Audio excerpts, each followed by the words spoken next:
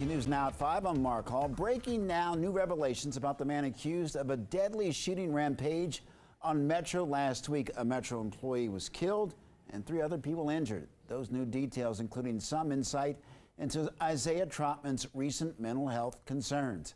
All that came out in court documents just hours ago. DC News Now's Leonard N. Fleming was there for Trotman's first court appearance, a packed courtroom in Northwest DC. And Leonard, the judge wasn't taking any chances with all that happened last week. We know he's being held without bail.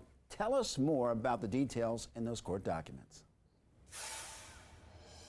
That's right, and good evening, Mark. The judge ordered Isaiah Trotman held without bond today in his first court appearance since this situation last week. And the affidavit provided by the U.S. Attorney's Office shows a terrifying day that could have been made even worse. Authorities say Isaiah Trotman is a danger, and Judge Lloyd Nolan agreed.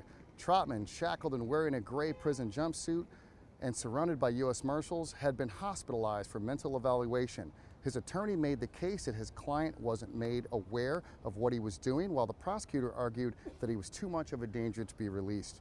Police had gone to Trotman's DC home 2 weeks prior because he didn't report in for a behavioral program. Authorities said in court he did not return phone calls. Authorities say Trotman on the morning of February 1st boarded a Metro bus on Pennsylvania Avenue.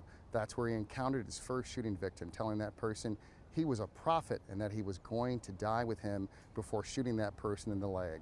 Then, according to court documents, Trotman entered the Potomac station dragging his second victim through the turnstile before shooting that person. Trotman then confronted his third victim, according to the affidavit, who was on a call and said, "I'll shoot you, I am God." Then he shot a man wearing a safety vest, who was later identified as longtime Metro employee Robert Cunningham.